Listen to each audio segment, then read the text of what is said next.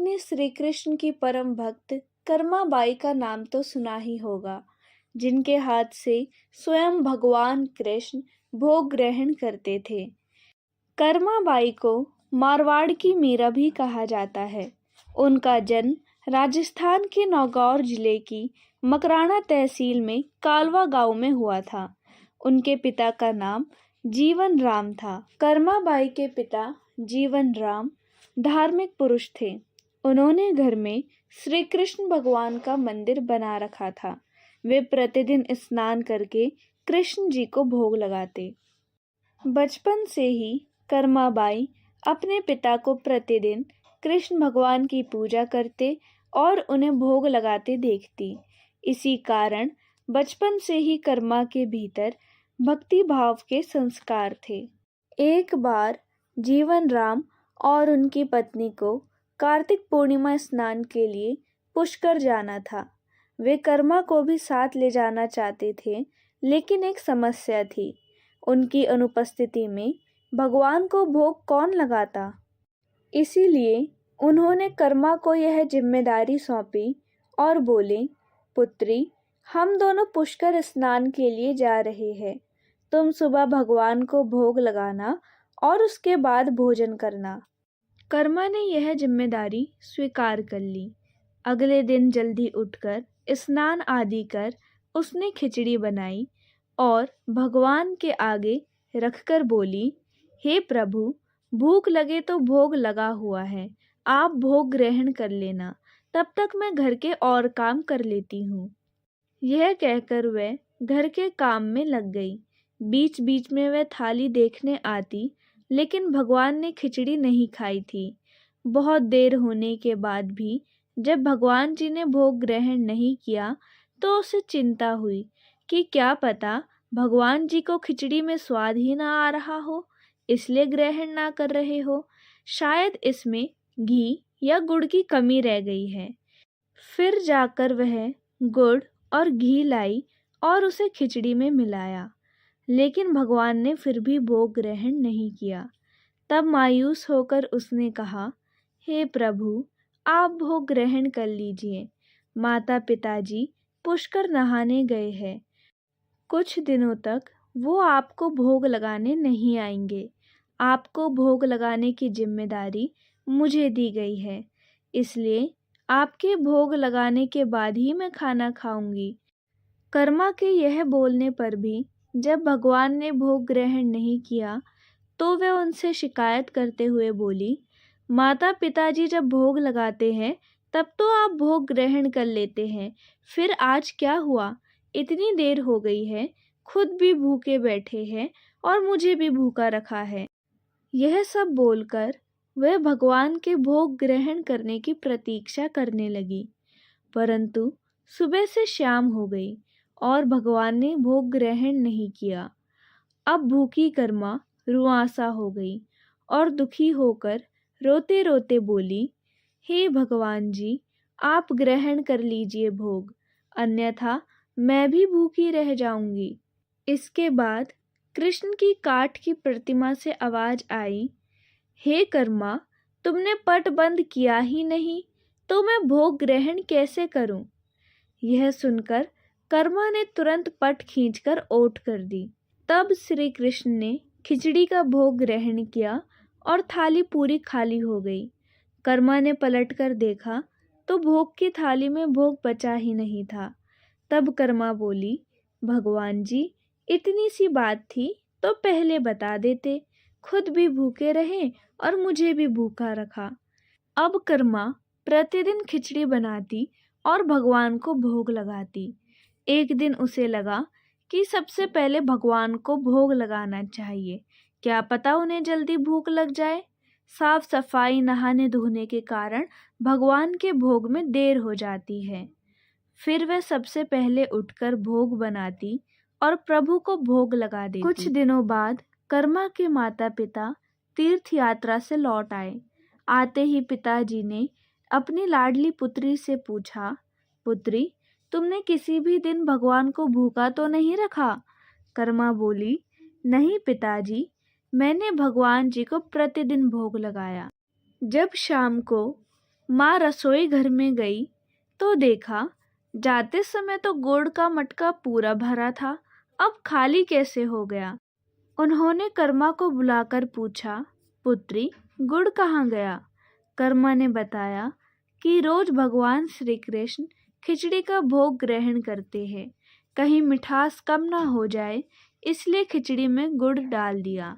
उसने पहले दिन हुई परेशानी के बारे में भी अपने माता पिता को बताया। कर्मा की बात सुनकर उनके माता पिता चकित रह गए कि जिन भगवान के आशीर्वाद हेतु वे इतनी दूर तीर्थ यात्रा पर गए थे, वे भगवान उनकी पुत्री के हाथ से घर में खिचड़ी खा रहे थे। यह कैसे संभव है। उन्हें चिंता हुई कि कहीं बेटी बावली तो नहीं हो गई। ये भी सोच लिया कि कहीं कर्मा ने गुड़ स्वयं तो नहीं खा लिया। अगले दिन कर्मा ने खिचड़ी बनाई और मंदिर में भोग की थाली रखकर पट बंद कर दिया और बोली, हे भगवान जी, ये लोग तो मान ही नहीं रहे कि मैंने आपको ही गुड़ खिलाया है। अब आप भोग खाकर स्वयं सिद्ध कीजिए। फिर कर्मा प्रतिदिन ठाकुर जी को भोग लगाने लगी। उनके माता पिता के देहांत के बाद कर्मा कान्हा की प्रतिमा को लेकर तीर्थ यात्रा पर निकल पड़ी, परंतु भगवान की कृपा से उन्हें हर दिन खिचड़ी बनाने के संसाधन मिल ही जाते और वे प्रतिदिन कान्हा को खिचड़ी खिला देती। तीर्थ यात्रा करती हुई देवी कर्मा भगवान जगन्नाथ की नगरी पहुंच गई और वहीं रहने का मन बना लिया। जिस दिन कर्मा बाई ने पहली बार जगन्नाथपुरी में खिचड़ी बनाई, उस दिन उनके पास एक नन्हा सा बालक आया और कहा, माता, घी की बड़ी अच्छी सुगंध आ रही है, क्या भोजन बचा है। देवी कर्मा ने कहा, हाँ बालक, बचा है, तुम बैठो, मैं तुम्हें देती हूँ। यह कहकर देवी कर्मा ने उस बालक को खिचड़ी दी। बालक पूरे मन से स्वाद लेकर खा रहा था।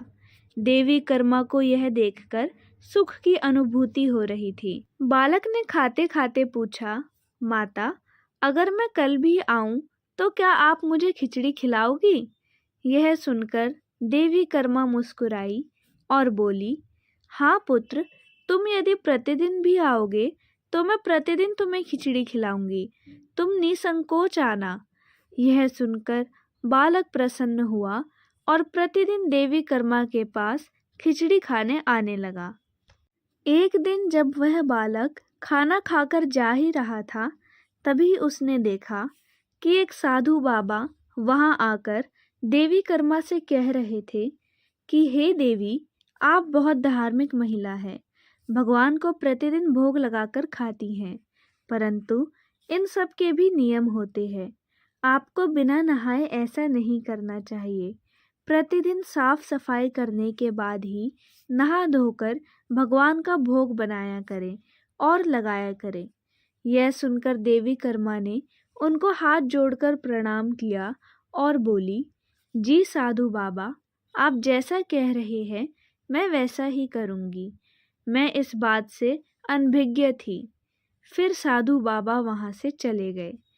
अगले दिन से देवी कर्मा साफ सफाई कर नहा धोकर भोग बनाने लगी, परंतु अब भोग लगाने में देरी हो जाती और जब तक भोग नहीं लगता तब तक उस बालक को भी भोजन नहीं मिलता।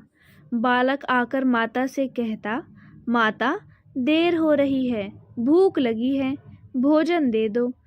माता कहती, थोड़ी देर रुक जा लल्ला, अभी दे रही हूँ। बालक जल्दी जल्दी खाकर भाग जाता।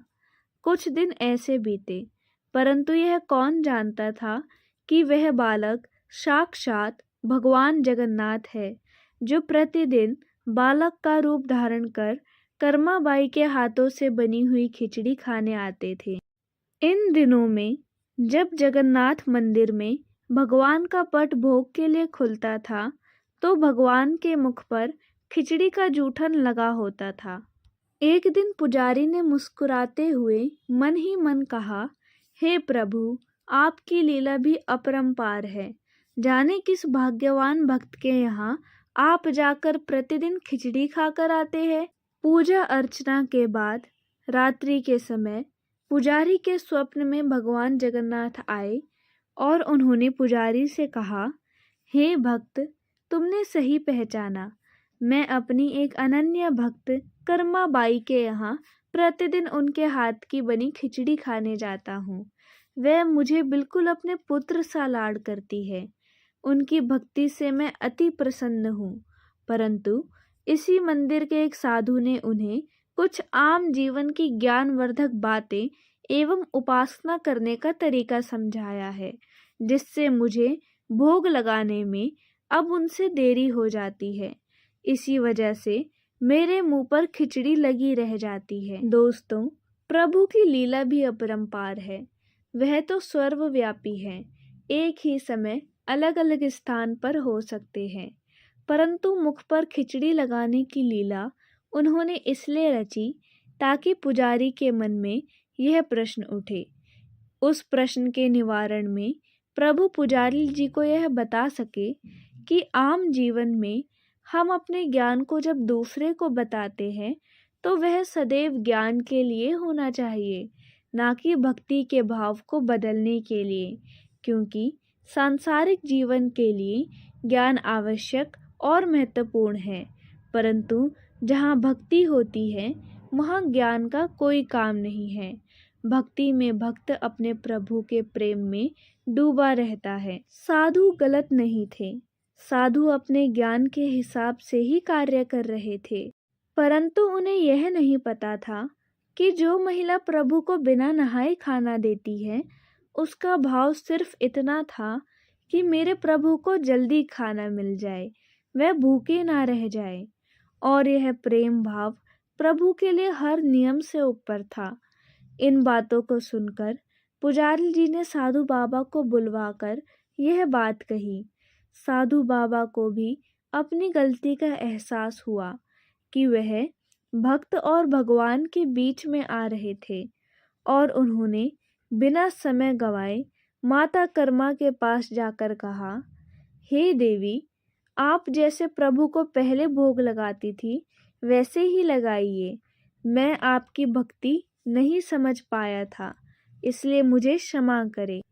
फिर माता कर्मा ने पहले जैसे ही भगवान को भोग लगाना शुरू कर दिया और भगवान के मुख पर खिचड़ी का जूठन अब नहीं लगा होता।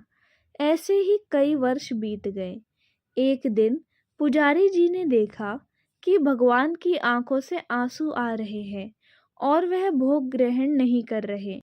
तब वे बोले, हे प्रभु, हमसे ऐसा कौन सा अपराध हुआ है जो आप भोग ग्रहण नहीं कर रहे और आपकी आंखों से आंसू भी आ रहे हैं? प्रभु, यदि हमसे कोई अपराध हुआ है तो हमें क्षमा करें और भोग ग्रहण करें। आपके भक्तजन प्रसाद के लिए प्रतीक्षा कर रहे हैं। इसके बाद भक्त वत्सल प्रभु ने प्रसाद ग्रहण कर लिया, परंतु प्रभु के भोग देर से ग्रहण करने की बात और उनके आंखों से अश्रु बहने की बात पूरी प्रजा में तेजी से फैल गई। यह बात महाराज तक पहुंची। महाराज अति शीघ्र मंदिर पहुंचे और पुजारी जी से विचार विमर्श करने लगे। फिर उन दोनों ने भगवान के पास हाथ जोड़कर विनती की कि हे प्रभु, कृपया हमें बताएं कि इस बात का क्या संदेश है। रात्रि के समय जब महाराज सो रहे थे तब भगवान राजा के सपने में आए और कहा, मेरी एक अनन्य भक्त थी कर्मा बाई, जो प्रतिदिन मुझे खिचड़ी का भोग लगाती थी। मैं भी प्रतिदिन उनके यहाँ बालक का रूप धारण करके खिचड़ी खाने जाया करता था, परंतु आज उन्होंने अपनी अंतिम सांस ली और मुझ में सदैव के लिए लीन हो गई। अब मुझे बालक की तरह प्रेम कर कौन खिचड़ी खिलाएगा? यह सुन महाराज ने सपने में ही भगवान से कहा कि हे प्रभु, आज से प्रतिदिन आपके भोग में कर्मा बाई की खिचड़ी भी चढ़ेगी। यही सपना उन्होंने अपने दरबार में सुनाया और उसी दिन से भगवान जगन्नाथ के भोग में खिचड़ी भी चढ़ने लगी। दोस्तों, यह थी भक्त कर्माबाई की कथा और खिचड़ी से जुड़ी भगवान जगन्नाथ की अद्भुत लीला। अगर आपको आज की यह कथा अच्छी लगी तो वीडियो को लाइक करें, चैनल को सब्सक्राइब करें और कमेंट्स में